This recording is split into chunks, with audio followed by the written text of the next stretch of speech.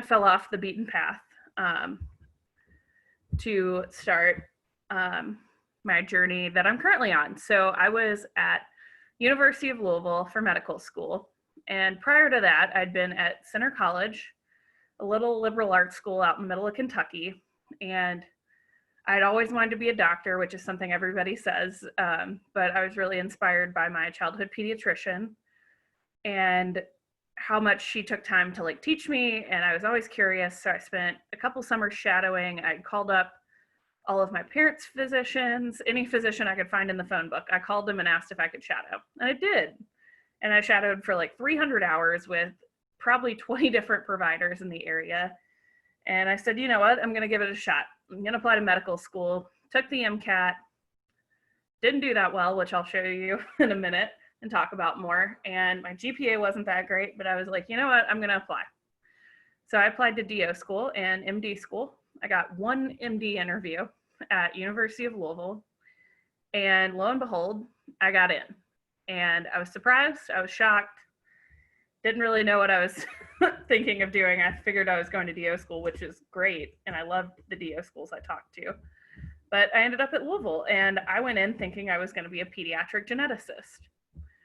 Well, about 2 weeks in, I was in an anatomy lab, and I was talking to our female director of the anatomy course, and she came over, and I was just dissecting away. I loved it. And she could tell, and she was like, hey, Alyssa, what do you want to be when you grow up? Which means, what kind of doctor do you want to be? And I said, well, I think I want to be a pediatric geneticist. And she's like, excuse you? I was like, yeah, I want to do genetics. And she's like, no, you don't. You're going to be a surgeon. And I was like, I didn't think about that one. And she's like, okay. And she's like, I'm going to send some emails. So within a week, I was in my first ever operating room with a woman named Dr. Fallett.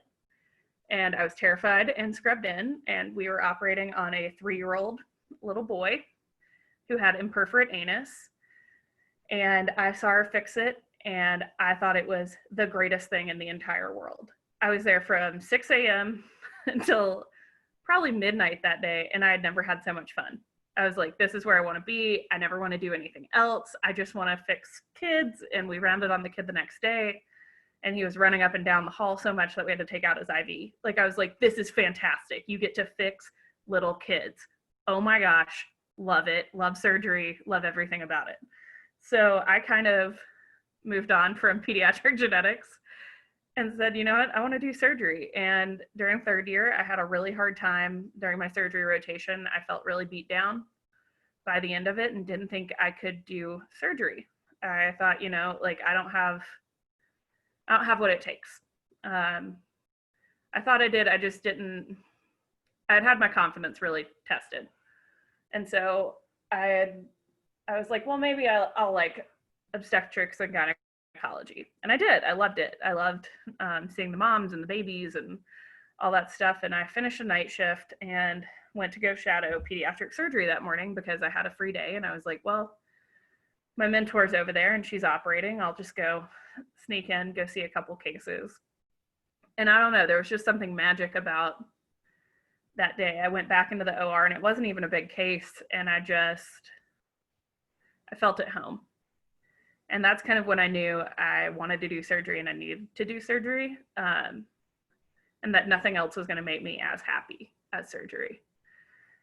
And I'm sure you're not by now wondering, well, how did you end up in P.h.D. then? Well, between my second and third year of medical school, I was at a conference and we were paired up with mentors from different programs at our breakfast at experimental biology. And the person I was paired with and then his coworker, his co-PI, asked me, they said, well, why didn't you get an MD P.h.D.? And I was like, well, number one, didn't have the grades. Number two, I didn't know I liked research. I did research for the first time between my junior and senior year of college, and I loved it. But, you know, that's a little late to figure out you want to do an MD PhD. And I was like, you know, just wasn't something I had in mind. And they're like, well, you should come up and see our lab at Mayo Clinic. And I was like, okay, sure, I'll come hang out for a week. So this time this time in 2017, I visited Minnesota for the first time.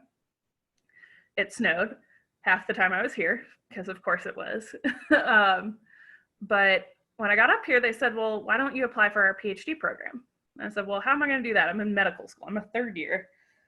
I'm a year and a half away from finishing medical school. Why in the world would I go get a PhD? And they said, well, why wouldn't you?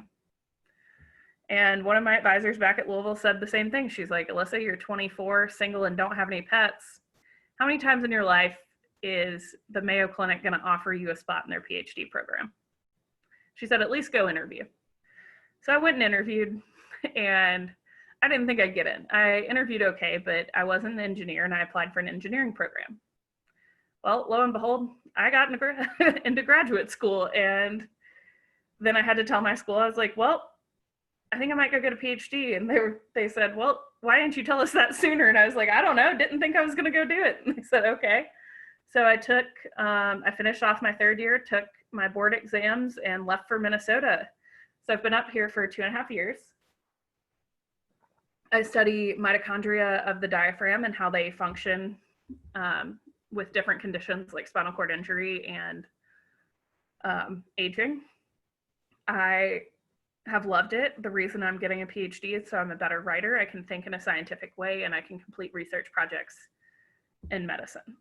And I thought that would be a useful skill for me. And especially as a woman in medicine, it's always helpful to take these opportunities to get extra degrees sometimes to give you the leverage and the kind of the life you want. Because with some residencies, you're required, or you eventually do research years. And pediatric surgery is one of those where 2 years of research would probably be required and you don't get a degree from it. Whereas if I did 3 now, I wouldn't have to do those 2 later, and I get a PhD out of it. So in terms of AMWA, how I came to know AMWA, I was the chapter president at Louisville, and I was in a mentorship call one day, a national mentorship committee call, and one of the girls on the call, one of the women, said she needed help with the Facebook page.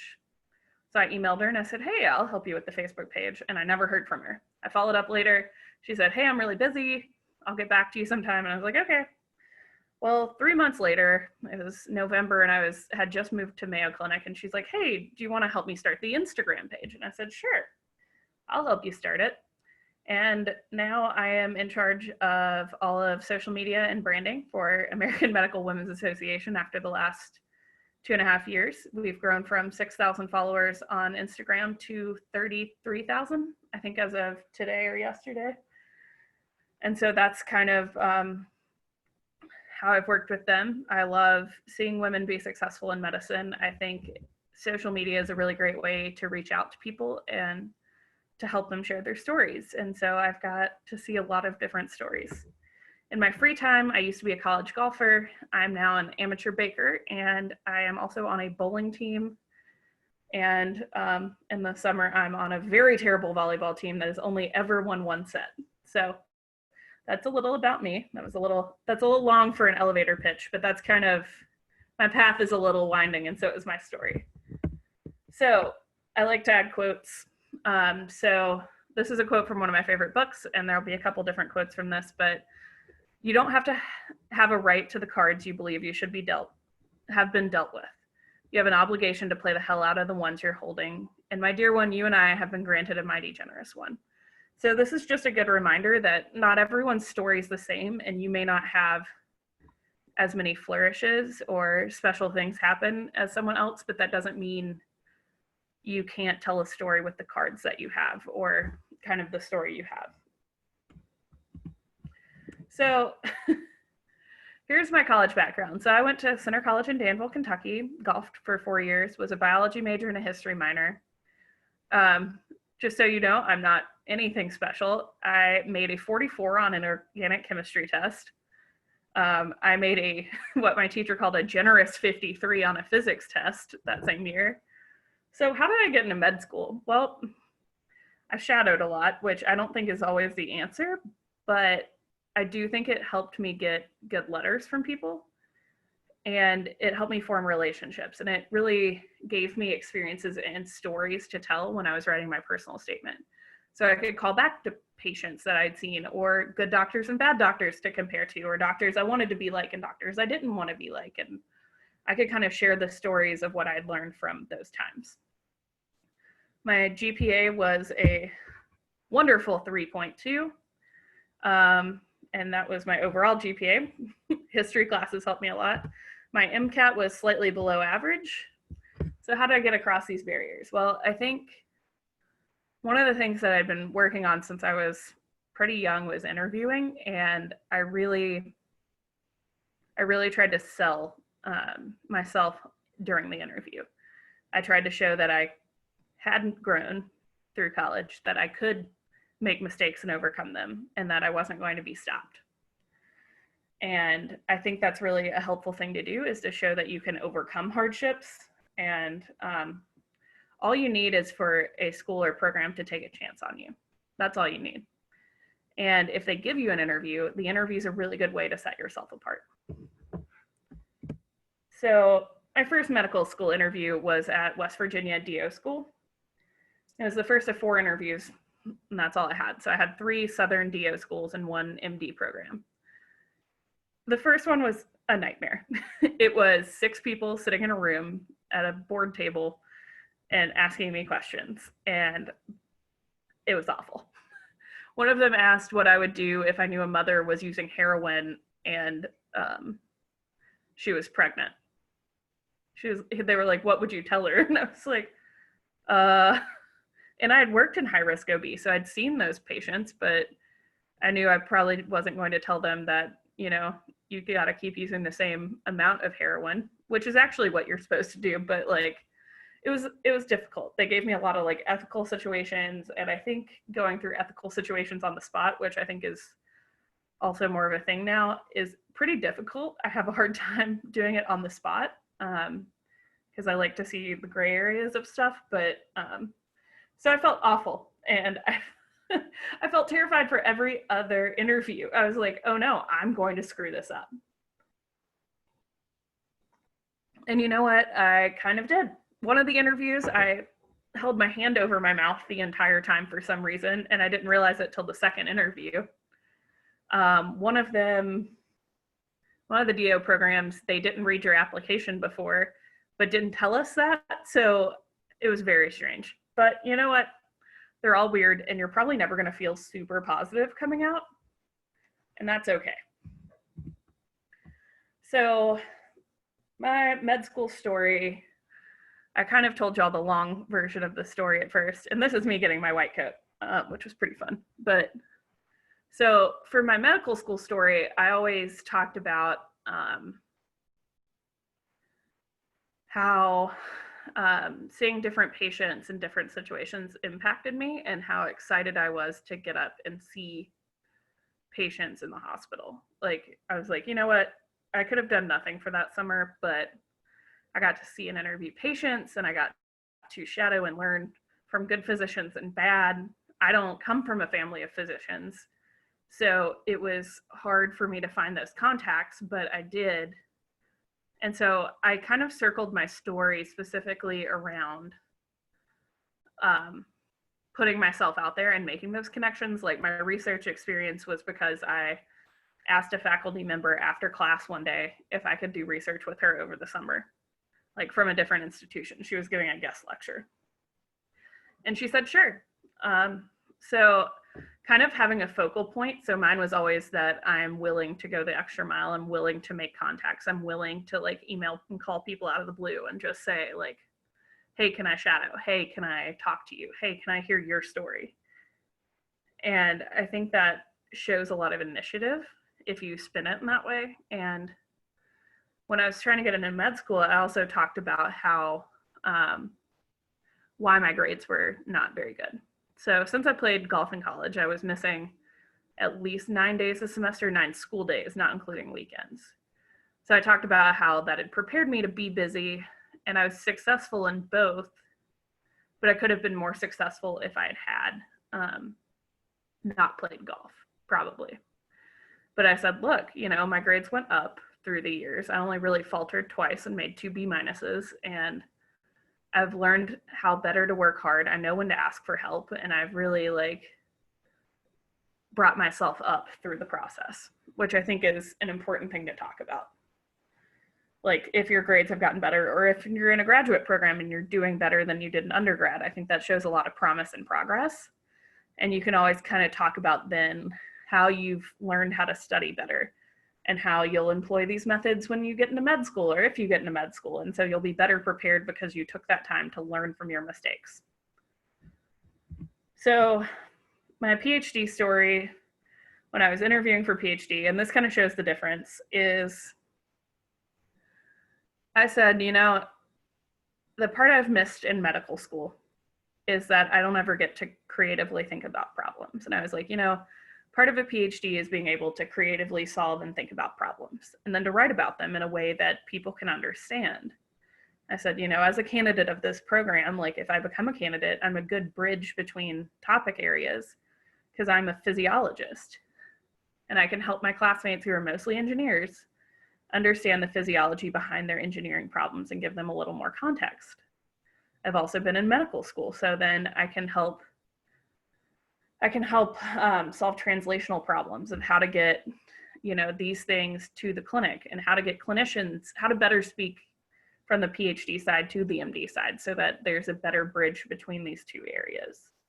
I'm curious, I'm naturally curious. So, you know, I want to be able to solve problems. I don't want to just follow a formula of medical care and say like, this is the next step because of this. And I sold that I wanted to be able to ask and answer questions. And I tried to talk about how, you know, I was passionate about figuring research out, and I never had the chance to explore it in a way that I should have. And I said, you know, being an MD PhD has a lot of different parts to it, because you have to be able to span both. You have to be willing to be not the best at either, because you're working in both areas. And I talked about how I recognize that, and how it's a big risk and a big chance for me to take to apply and do a PhD in the middle of my medical training. But that I thought it was worth it because I wanted to be able to write and talk about science with MDs, and I wanted to be able to talk about medicine with PhDs. I wanted to be able to communicate across those barriers. And I thought that a program like this would help me the most, because it is a biomedical engineering and physiology department. So what's an elevator pitch? I don't know if any of y'all have heard about elevator pitches before, but from the internet, an elevator pitch is a short description of an idea, product, or company that explains the concept in such a way that any listener can understand it in a short period of time. Once you learn how to make one, you can start tailoring it to different situations. So your elevator pitch about yourself, I like to have like a 5-minute and a 10-minute. And that's kind of how you, when someone asks you, oh, well, like, how did you end up here? What's your story? Or any of those things, which we'll go into more details about. The way I think about it is, well, you want to be able to tell anybody who you are and how you got here. So that could be, you know, anybody. And that's kind of what I did at the start when I said, you know, what's my story? And mine was probably about 10 minutes that time, but there are shorter and longer versions. I gave y'all the expanded version because I really just change it depending on who I'm talking to. Like, kind of like how I was talking through my PhD versus MD versus like what I would say in a residency interview. They're very different situations, and you're trying to get across very different points. So this is a tip from the internet. It says specifically your pre-professional accomplishments and other skills that make you distinctive are what you should talk about. And she'd recommend conceiving of an elevator pitch in chronological order and presenting it in that way as well. Doing so makes it easy for you to remember and for the listener to absorb. So when you talk about this, you're going to start with like, I wouldn't start with when you were born, but you know, you can talk about growing up and different issues you've had or anything important. And then you want to like include anything that makes you stand out, which we're also going to talk about. So this says like, maybe you're multilingual. Like you could definitely work that in. I wouldn't just say, oh, I'm multilingual. I would say, you know, growing up in a household that spoke both Spanish and English has been useful when I've been in college or in other situations, because then I can, you know, help translate in the clinic. And like, it's been a really useful experience for me to see what happens when things aren't translated well. So formatting, how do you start? Like where do you start? So I usually take a piece of paper and I sketch out an outline.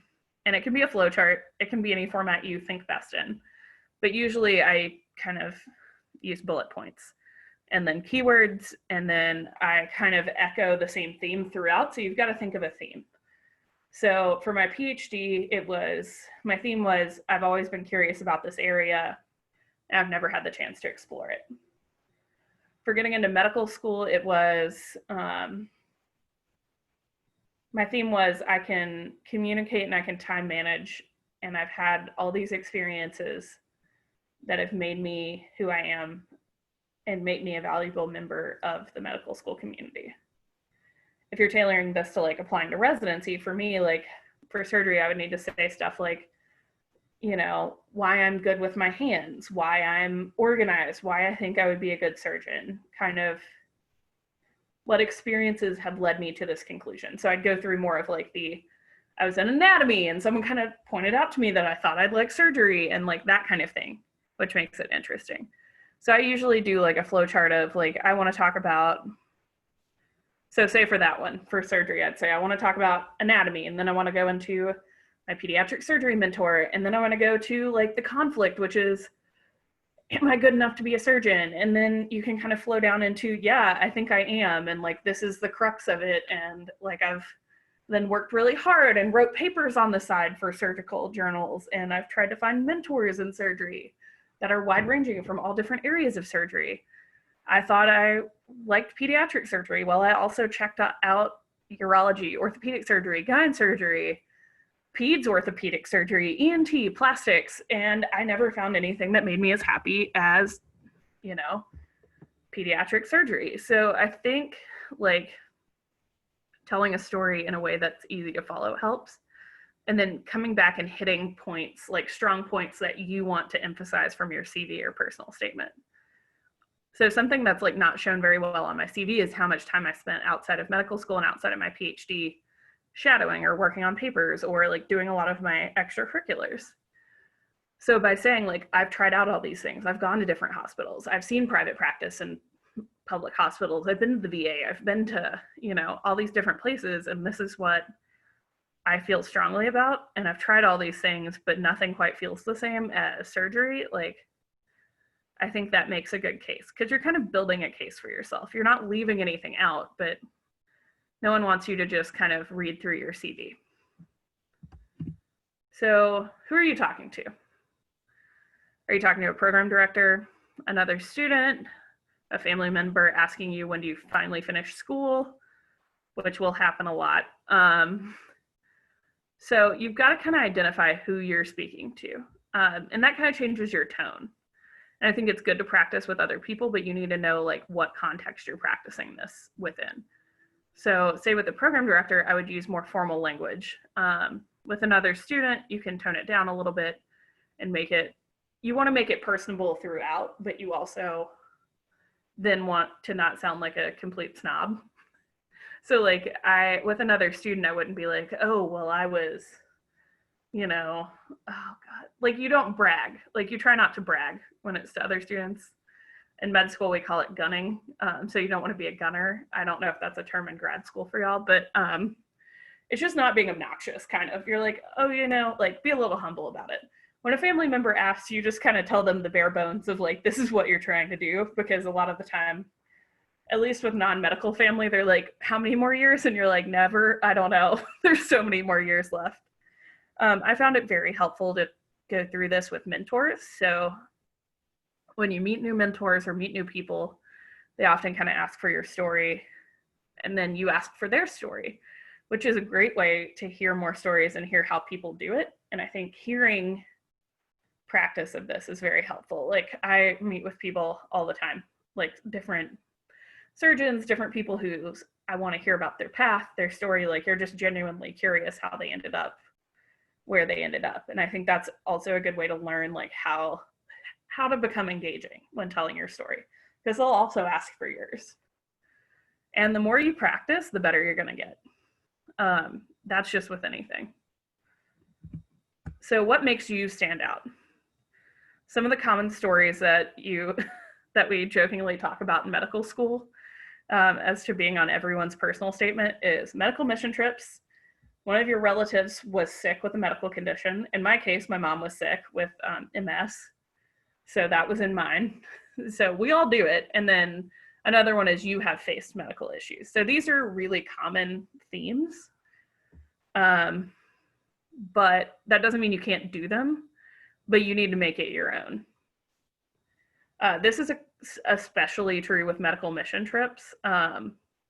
People tend to say like, oh, I went on a medical mission trip and it changed my life. And I loved the kids I played with. And like, we got to treat, these people that didn't have any health care. It just like, it follows a very, very similar like formula every time. And it's hard to say anything new.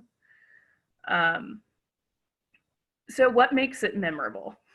You can definitely be bad memorable. Like you can be the person that's like, you know what? I went out and I was performing an appendectomy on my dog in the shed, and everyone's going to be like, what are you talking about? Or one kid I was helping practice interview, he said that he didn't have any hobbies besides running and studying for the MCAT. And the practice interviewer said, so you don't have any friends? We prefer people that can have friends in our medical school. And then another good one was one kid couldn't explain to me why he wanted to be in medicine, besides that he thought lung diseases were cool. And I said, well, do you want to treat the patients? He's like, I think the pathology of the disease is interesting. And I was like, well, that's not, you might want to talk about why people are important in this, because it is medicine. So there's also ways to be memorable in a good way. So you can have fun hobbies. You can have a weird extracurricular that you do. You can be passionate about something. Because at the end of the day, you are not just about medicine or whatever field you go into. That is not all of your personality. And I think adding a personality in really makes you memorable. So like me, I'm on a bowling team. That is a little weird.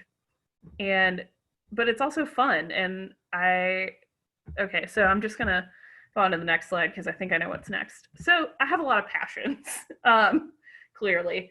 But so I work with AMWA, which is the top left picture. Below it, some of my embroidery that I did.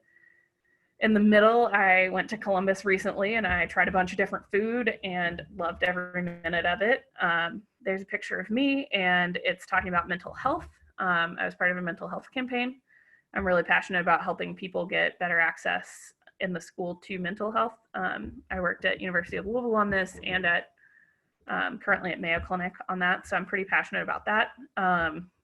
That big loaf of bread is a chocolate babka I made this weekend. That's pretty delicious, and I absolutely adore baking. I bake all the time. On the far right, that's me with my old teammate Kathleen. Played golf for all 4 years of college and went to NCAA twice as a Division III athlete. The top is our terrible volleyball team, but we love each other. The middle is concerts because when I was in Louisville, I was going to about 1 to 2 concerts a month. And then in the very middle is our bowling team. I do that on Mondays. So I think it's interesting to pick a hobby and to talk about it, especially when you're in interviews or other things, because hobbies can be things that are pretty memorable to people. If you're like, I didn't think I was going to be any good at bowling, but you know what? I ended up on a bowling team and now I'm pretty good and I own a bowling ball and my shoes have flames on them and we're doing pretty well actually. And people will be like, you're on a bowling team. And you're like, yep. And they're like, that's kind of wild. But it makes you be the memorable one. It's like, oh yeah, there was the girl who liked to bowl. Or that's the girl who watches Great British Bake Off and bakes things with it. Or she works with American Medical Women's Association and runs their social media. Like those things help you stand out. Instead of being, oh yeah, the girl in the hot pink top that was see-through. We had a girl on interview weekend who wore a polka dot bra and a white shirt, and you could see her bra the entire weekend, and that's how people identified her. You don't want to be memorable in a bad way. But there's easy ways to be passionate. And when you're passionate about something, I feel like, especially in interviews, it becomes easy to tell when someone's passionate about stuff because then their eyes kind of light up and you get to talk about something that you love. So make sure, like, don't just do a hobby because, you know, you think it'll sound cool. Like, do something you actually care about. Or, you know, if you've been taking Taekwondo for 8 years and you're like, yeah, I'm like a black belt and I practice Taekwondo and that's how, you know, I relax, like, and you can talk about it, people love that because they can see that you're passionate about something. And it doesn't have to be sports, I promise. So there's a difference between lying and spinning. So number one, don't lie. Number two, please don't lie. People can tell when you're lying about things on your application, things on your CV. Like, even if you don't think it's noticeable, they know. If you list like 30 organizations you're a part of, even if you are a part of it, they will sometimes think you're lying. And if you can't say anything beneficial that you gained or did from it, or don't have a story about it, or even a one-liner about what you did, probably not going to be good. Because no one wants to think you're fluffing up your resume with stuff you didn't do. So I think the more important thing is to learn how to spin. So spinning, this is a quote from the internet, is often a term used in public relations and politics. So spin is a form of propaganda achieved through knowingly providing a biased interpretation of an event or campaigning to influence public opinion about some organization or public figure. So that makes it sound a little negative. But I think spinning is how to turn stuff you've done or stuff you've had to do into a positive, or kind of how to turn it so that it fits into your story a little bit better. So a good example would be my first summer out of college. I was, my first summer in college, I worked for a junior golf tournament series, and I was the starter. It's not medical based, and a lot of people do medical based things every summer when you're an undergrad, and so I was like, well, that's going to look bad. But it ended up didn't, because I could talk about how I got this job because I wanted to be able to save up money for med school applications because my family didn't have the money to help me with it. And I also learned how to communicate with families, with parents and children, and do conflict resolution through it. So even if you had to work at, you know, bartending or serving tables or making coffee all summer, like, there is a way to turn those things into part of your story. Because all of those rely on communication skills. You just have to figure out what you're adding by telling them about this. So I kind of term it, instead of spinning, turning negatives into positives. So if you have bad grades, well, what did you learn from it? And I like to, in the story, acknowledge that not everything's been positive. Like, you've had to turn, you know, some bad things into good things. So like with bad grades, did you learn from it? Like, did you learn that maybe you had been undiagnosed with ADHD? Did you struggle with depression and then get treated and figure out, like, you wish you had learned that sooner so that you could help, so that it would have been better on your grades, but then from that experience, you've been able to help and advocate for other students with depression? Be a great thing to talk about. Did you do poorly on the MCAT? Maybe. Did you learn how to study better? That'd be a great thing to talk about, because then you're saying, okay, well, I didn't do well, but I learned that I need to sleep more, and I've learned how to practice for the MCAT, so then I'm better prepared for medical school. So summer job that was not medically related, kind of like I was talking about before, you learned communication skills. Usually with the golf one, I had a story, which is a real story, about how, you know, my coworkers, one of them and I had a conflict about how to handle a situation, and kind of how we worked together as a team, and how we made it through it, and how I learned lessons from it myself and from the other person on how, like, we could have communicated it better, and how we could have turned it into a better situation, and how we solved the problem. A lot of people, one guy I knew left out that he was the volunteer organizer for his fraternity. That would be a perfect time to talk about how he had been organizing volunteer activities in the local community, but he didn't want to mention it because it was part of a fraternity. So don't think sometimes that some of these things that you've been doing, like, hey, I organized like a fundraiser for homeless women. that's a fantastic thing. You now have the skill of learning how to run a fundraiser. You identified a in need group in the community and you did something about it. Like, that takes a lot of initiative, but you have to recognize that and put that out there yourself. Some people take time off school. You know, that's not a bad thing. And that can definitely be something that people, you know, shy away from saying, oh, you know, like, I partied too much and failed out of school for a minute, and then I had to come back from that. You know what? You learned a life experience, or you had to go home and take care of your family members. Like, that is a positive experience that you can then use to say, like, you know what? A lot of people haven't experienced this, and I have, and that's a positive because I am different. I stand out from your other students. I did not have the easiest path in, but you know what? I'm stronger for it.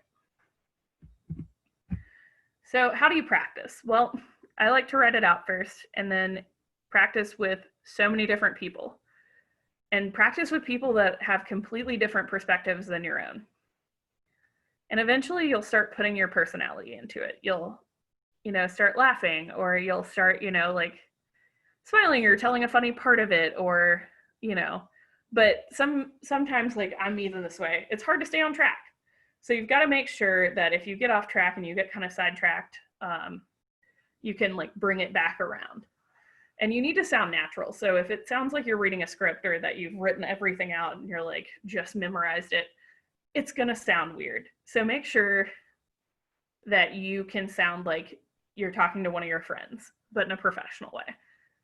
And you can try out different stories and different things and see what feels best. I've definitely, with some of my friends or mentees, looked at their personal statements or CVs and tried to figure out, like, you know, could this story be better than that story? Or, you know, if you grew up in, say, like a rural area and you want to practice rural family medicine, kind of like bookending the story with experiences that echo that first experience of, I grew up with a primary care physician and there wasn't any other healthcare in the area, and I want to do that because I relate very strongly to that physician and the way that he practiced, and I want to be that for my patients. Then I would start stacking up the story as, well, so I shadowed a lot of physicians in a bigger city and in family medicine practice, and I learned a lot from these experiences. I got exposure to different cultures and how different cultures view medical experiences. And I've worked on how, you know, quality improvement works for rural family care. And I've spent time back in my community trying to figure out how we get better access. And I've spent time as a scribe trying to explain, you know, different medical technologies to people with lower medical literacy. And I've tried to implement projects to help them get better sexual and mental health practices in the area, and try to work on community outreach. So all of those things kind of echo back to, I want to be a rural family care doctor. And you don't have to use a story like that, but kind of build. One of my history teachers used to say, give me the bricks to build you a good grade. So kind of like start building your wall using the different bricks that you have. Like in the case of a rural family health provider, like you wanting to be that, I wouldn't include, yeah, and I worked in a robotic simulation lab for a summer, like working with the Da Vinci robot peeling grapes. I'd be like, that's not really that relevant to this. Or, you know, whereas like other things like, oh, I worked on like flu vaccine and getting them flu vaccinations, or I worked with Meals on Wheels and getting them meals, like those things would help. And especially with COVID, like I think stories are becoming very different of like, what did you do during this chunk of time? Where you can't do all these, like, I can't shadow, I can't go volunteer as easily. Like, what are you doing during this time is also important. So things to avoid. I am a strong person. I work hard. I'm a hard worker. Don't just tell me that you're a strong person or that you work hard. If you're a hard worker, say, you know, every morning I try to get up at 6 a.m. to get in 2 hours of work before I have 2 hours of studying before I have class. After class, I have a job to support my family. And, or like for me, for the next 6 hours, I had golf practice, and then I would get home eat dinner, stay up late to study, and try to finish out all of my work. And it took a lot of skill and balance, and it took me a lot of planning to be able to plan ahead for some of these events. So then you can say, oh, okay, well, they work hard and they can manage their time, instead of just saying I work hard and can manage my time. Avoid like long drawn out metaphors, like sports metaphors, like I came in last and was cut from the track team, and then, I worked really hard and became a gold medalist. Like, that's interesting, but like try not to fall into the like very cliche metaphors. Not every this was from our pre-med advisor back in my day, was not everyone has a crazy story, so please don't make one up. And he would give the example of not everyone in this room is a single mom who is working 2 jobs to get through college and applying to medical school. He's like, guess what? You're not going to beat that. He's like, you may have a good story, but it may not be that story. So don't make things up. Your personal statement can be great. I'd say it's got to get you in the door. If you can get to an interview and can tell your story and can make yourself stand out, I think that's way more important. But don't ever like try to make up a crazy story just because you think that's what they want to hear. So nervous habits to watch out for. Have someone watch for these when you practice. I cover my mouth, I twist my rings on my hand, and I play with my hair. So I usually wear my hair half up, half down. This is way more of a girl thing. And I don't wear rings to interviews. I also say, so that was a great lead in. Some people will answer questions with the exact same start words. So say if someone asked, well, why do you want to be a doctor? And I said, so I want to be a doctor because, and then they're like, okay, well, why do you want to be at our school? And I'd say, so I want to be at Louisville because, so like, just make sure you keep a watch out for some of these habits because they slip in really easy. And they can be distracting to someone listening to you if they're watching you like play with your hair and have it like combed over your face the entire time. Okay, so let's practice. Does anyone want to volunteer to tell their story or tell some of their bullet points? Or would it be more useful for me to do questions with y'all?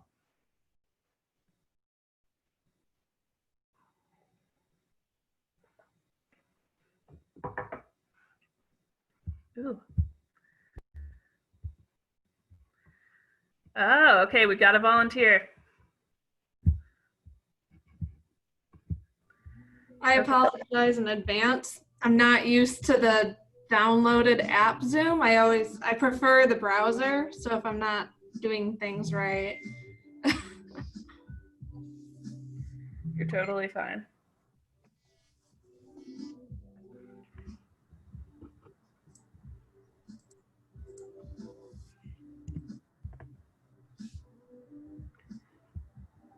So am I just doing my computer spiel, or what am I? Yeah, you've got, okay. You can either give your like bullet points or you can give a little 5-minute shenanigans. So I guess my story is kind of, I have an alcoholic, abusive father that I haven't seen since I was 16 because he physically assaulted me. And so my brother and I still kind of deal with that, but it's brought us closer. I find it an accomplishment that even though when my parents divorced, he took off with half my college fund, I was still able to go to community college and get my associate's debt-free. And then I moved out of my mom's in with my now ex, and I went to university, and I struggled between a rough breakup and still living with them, and them not being able to keep a job and skipping classes to make sure I could pay for a roof over my head and food. So I ended up being academically dismissed twice due to GPA issues. And the first one should have been a wake-up call, but I was headstrong. I'm thinking I'm going to make this work. And it clearly didn't. So I moved back in with my mom, finished my undergrad with an upward trend, but still not competitive GPA. And now I'm here in this grad program, MSMP, and I have multitudes of clinical hours because I worked as a CNA. I have decent volunteer hours, which has been cut short now because of COVID. Very minimal shadowing hours between working and COVID.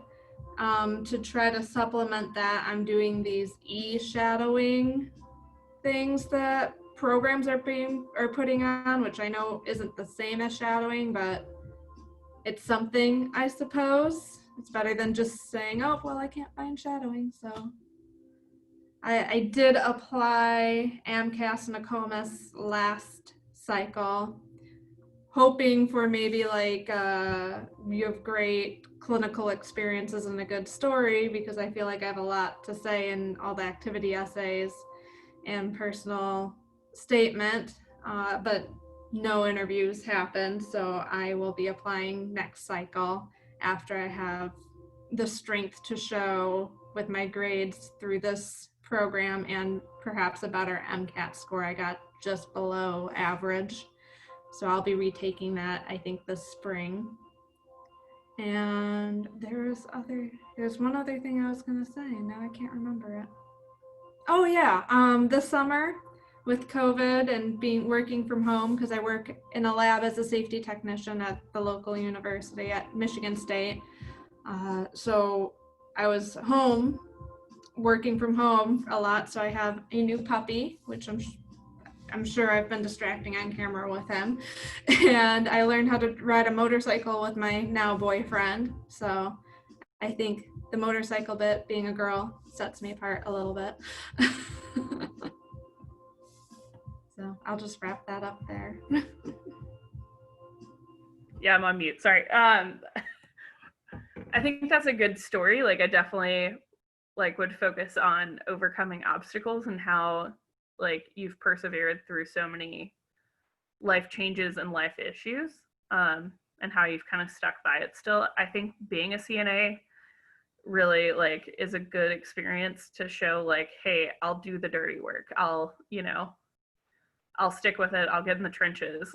And you then have the perspective of saying some places did not treat us super well, and I don't want to be that kind of physician. I want to be a physician that can be strong enough to kind of help those people and be nice to all of the staff. So I think all of those things are really strong. Plus riding a motorcycle is pretty cool. So I definitely would include that. I think a lot of the COVID stuff, I think people understand that it's hard to do a lot of stuff right now, but even being a part of this group or being a part of AMWA or saying I'm even helping in my community, to talk about mask donations or helping provide anything. So I think all of that is really good. Great job. But just I think I have 2 slides left. I don't even know. Okay, there we go. So another quote, of course. So most things will be okay eventually, but not everything will be. Sometimes you'll put up a good fight and lose. Sometimes you'll hold on really hard and realize that there's no choice but to let go. Acceptance is a small, quiet room. So sometimes you're just going to realize halfway through that things are not going your way.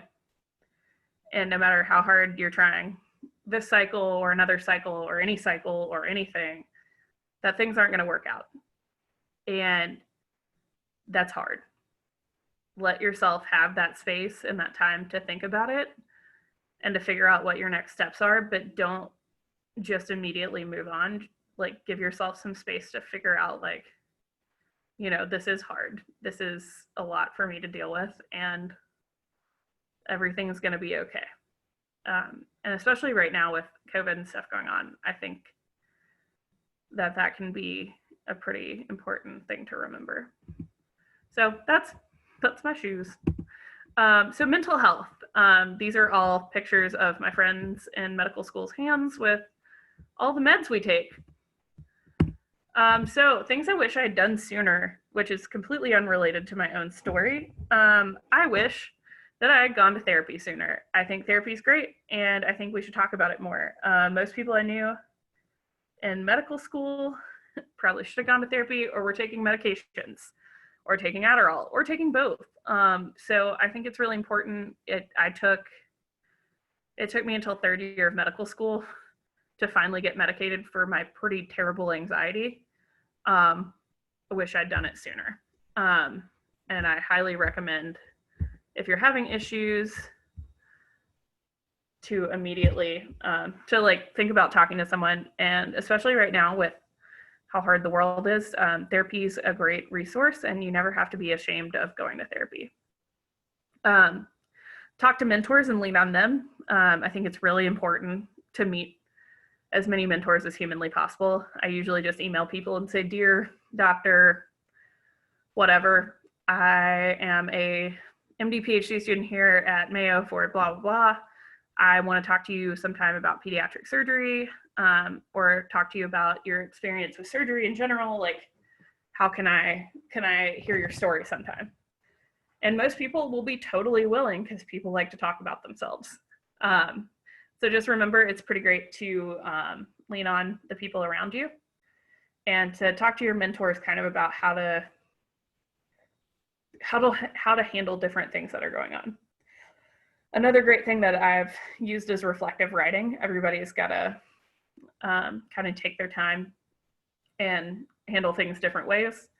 I tend to do it through writing. So there's a lot of places you can work on that, and a lot of things that you can just do to help yourself deal with all these kind of craziness that's going on. And I've failed plenty of times, and I've disappointed people plenty of times. So some of the things I like to do is I've learned to give myself some space to feel defeated and to mourn it. Bearing it down does not really help. You've got to feel those feelings eventually. And eventually, after you come through that, you can start to plan for how to fix it or how to right the situation. And it's hard not to just immediately jump back in after failing, and you definitely can. Just give yourself a little bit of room to think about it in a clear way. And good, my slide's stuck. Let's see. And sometimes your path isn't going to look like everyone else's. So these are all of my friends on match day, and they're now second year residents, and I am now a third year PhD student. So they're going to be finishing their residencies. Most of them will be by the time I'm graduating medical school, and I was supposed to graduate with them. So sometimes your path in life isn't going to look like everyone else's, and that's okay. And thanks to everybody who helps me and supports me and lets me be who I am. And yeah, if anyone wants to ask me any questions here or later, just let me know. I am more than willing.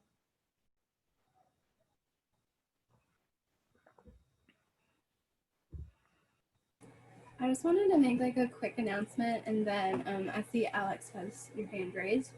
I just wanted to let y'all know, for anyone that hasn't signed up for our emails or isn't following us on Instagram, if you want access to more webinars, programming, things like this to help you on your journey, you can follow us on Instagram, sign up on the website to get emails, and I also linked the registration for our next webinar.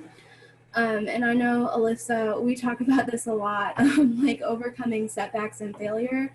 I think especially, I know a lot of us are master's students, but at some point we've all faced failure or will face failure or setbacks, and it's really important to be able to come out of that stronger and learn from that. So the executive board for our branch is going to be working on sort of like a vlog, just because we kind of ran out of time this semester, but it'll be available to everyone to just watch whenever.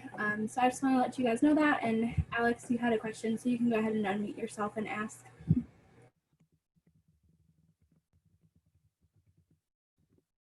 Oh, I was just doing the clap emoji just for the end of the presentation. Technology strikes again.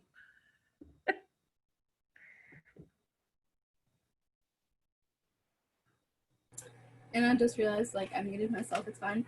I was saying I totally thought that was a hand raise, not a clap, but you're good.